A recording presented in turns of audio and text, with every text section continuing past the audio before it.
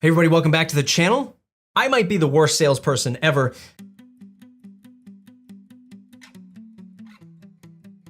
Today's episode, we're gonna be talking about the Founder's Guide to Sales Negotiations, written by somebody who I have a lot of respect for, Stelly FD. Never met the guy personally. We had some exchanges through Twitter, but from one podcaster to another, I really feel like I know the man because I listen to his podcast with he and Shaw all the time. I think they have some really good pieces of advice, and this book is no exception. It's an ebook. It's super easy to read. You can get it for free, and I'll link that up in the video and in the notes below. It's just an easy, consumable read. You can get it done during your lunch. You're eating a sandwich, you're reading this book. It's super easy. Now, I'm not gonna give the entire book away. It is only an ebook, so it's super short. I don't wanna give all the good nuggets away, but I'll highlight some of the things that I think are really important. And it's called The Founder's Guide to Sales Negotiations, which sort of makes you feel like it's just for like SaaS businesses or software businesses. It's not. If you're a consultant, you're into client services, if you're selling landscaping, lawn care, you can use these types of negotiations and these stories to sort of apply to your selling context. Lesson that Stelly gets into in this book, and I feel like a lot of people, especially early on in their sales career, in the middle of their sales career, at the tail end of their sales career, the biggest struggle, which is actually the biggest leverage in a sale, is you being willing to walk away from it. Walking away from a sale, saying no to a customer, saying we can't come to terms, saying no to discounting. And a lot of the stories and the tact that Stelly advises in this book can sort of help you get through that. And to take a story out of my own context, when I started my agency many years ago at this point, we were just saying yes to everything. We didn't want to lose anybody who was in front of us because we were trying to grow the business. We needed money. We needed revenue coming in order to get some, to keep our developers and our designers on board, and to squeeze out a little bit of profit, little that there is left in a client services business, to actually get the job done, and all of these things. So saying no to a customer and being afraid to walk away from a deal just wasn't on the table. It wasn't until years later that I realized that saying no and having the sort of leverage, both mentally and in the dialogue with my customers, to say, you know what, we're just not going to be a good fit. It's okay if I lose this deal. Once I started to realize that, that's when sales, been doing it all my life, sort of opened up for me. The backstory is I used to sell cars. That was a family business. That was very high pressured, and you needed to land every customer. There was no walking away because the competition was literally right across the street, and it was so easy to lose a deal, and we needed to push cars off of the lot. Whereas software and client services and consulting, and probably even cars these days, having started to look at some myself, I see the change in the selling process. People aren't afraid to lose you anymore because they want the right customer and not just numbers. Stelly sort of paints the picture a little bit more brutally or a little bit more honestly, where there's either wolves in a selling process or a salesperson, or there's lambs. And sort of the advice that we see online with internet marketing and other sales advice, very polarizing. Either people are saying be super aggressive and sell, coffees for closers, or the lamb is, I don't really do selling. It's more of a consultative aspect or a consultative discussion. We're not really pushing product on somebody. We just want to make sure that what we have is the right fit. But there needs to be a good hybrid approach to that. I think that the consultative sale or the approach to selling an item, whether it be a small digital product or your in-home service, whatever it is that you might be doing, there has to be a consultative aspect, because what we've found over the years, that somebody that you sell today, as happy as they are today, if the expectations aren't right, either from your own lens or from the customer's lens, the whole process ends up costing you and the customer way more money. It burns bridges and all of this stuff down 6 months to a year from now. You need to consult, and you need to have a true consultation to make sure that both parties are going to have the similar expectations coming through once the sale closes. But the idea is, you have to remember, you need to sell, right? You need to be confident in selling. And I think that's where people get these things mixed up. I've talked about consultative selling in other videos on this channel. I've talked about being confident and assertive in order to get a sale. And the confidence factor is a huge piece to this. So you can be consultative and sort of caring and develop that relationship with a customer when you're first engaging with them, making sure that you're checking off all the right boxes on their requirements. But at the same time, you have to be assertive to say, look, this problem that you have, Mr. or Mrs. Customer, we can solve that with this solution. I am super confident in that. And then I can speak to the competitors that we have in the market. I can speak to the disadvantages if you don't sign up, whatever your given context is. I can tell you what will happen if you don't sign up with us.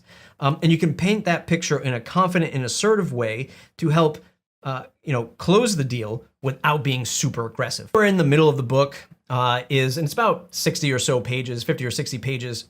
He talks about being sort of vulnerable during a sale. It sort of, again, paints the picture to the customer that you're not this rigid salesperson. You're not reading off a script, and you're not just going through some PowerPoint slides trying to just rifle off benefits, features, testimonials, and solutions that your company provides. It's about being vulnerable to the customer to let them know that you've either experienced the same pain points in a past life, or that you might not have all of the answers that they're asking. I use this vulnerability with my sort of day job at Pagely selling managed WordPress hosting, because I was in the agency space, I was in the WordPress space, am in the WordPress space, and in the WordPress product space. So I totally get the whole, I know a lot of the pain points that customers are coming to us with. So if an agency's coming to us, because they have a bunch of client sites that they're hosting, but they just want to get rid of that weight and that stress off of their own infrastructure and onto somebody who can do it. I totally get customer budgets and margin and what keeps these agency owners up at night. I can speak to that. I can be vulnerable to that and talk about the misfortunes that I had in the past when I used to host things myself.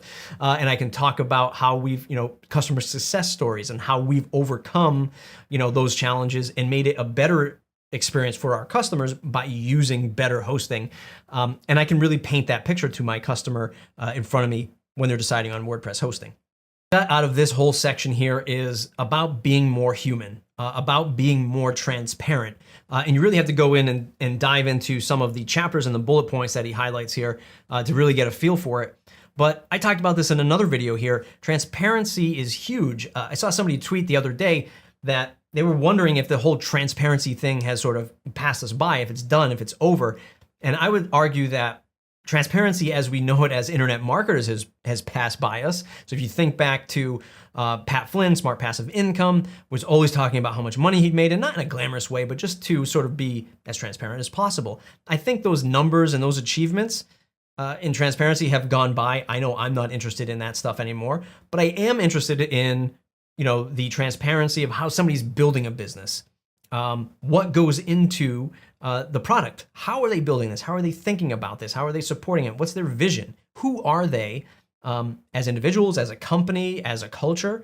That's where I want to spend my money, because in a world of mega business, huge business, the Amazons, the Facebooks of the world, they don't really know these people. And we certainly don't know what they're going to do with us as a product and a service in years to come. If I can learn that from somebody that I'm buying a product or service from right now, I'm going to definitely sign on the dotted line for something like that.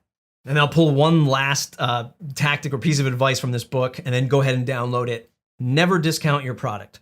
There are different areas that he gets into, that Stelly gets into this book, especially in the enterprise space. I see that now more than ever in the enterprise companies that I deal with. A lot of people are expecting discounts. It's how a lot of these deals get done. They rack and stack everything in front of themselves. They look at all the featured benefits and they want to go after price. They have budgets set. And that trickles down all the way down to small business customers, especially, have no budget to invest. So they're always looking for the best price.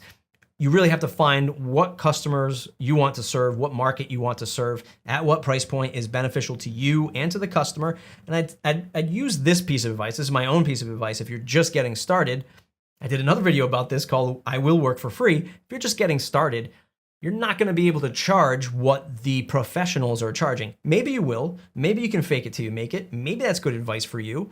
But what you want to do is make sure it's something you're comfortable delivering. Because if you're charging, I don't know, $10,000 for a website, but you've never developed or shipped a website at that price point before, your customer is going to have $10,000 price point expectations that you might not be able to deliver on. You might be able to get the job done, maybe able to do this stuff, but they're going to expect something else versus a $1,000 website. And if you sold a $50,000 website, expectations there are different. You learn these things in the pre-sales process. But the point is you never want to just oversell for the sake of it. Make sure that you're delivering value to your customer and you're both getting something that you can both agree on in terms of expectations and dollar value. So that's all I have for you today. It's a super easy ebook to read, Steli FD from Close.io. I think it's an amazing free PDF that you can just download. It's some great fundamentals. If you've been doing this for a while, a lot of this stuff you've probably heard of before, but it's always good to get reinforced with some of the fundamental, tactics of a sales negotiation. And he paints a different picture than you might have read about it before or do it in your own business. So I recommend it. And again, if you are somebody who's just starting off in sales, short of subscribing to this channel, which I definitely recommend that you do, go ahead and download this book. It's super easy to consume. I've said that a million times in this video. Hope you enjoyed it.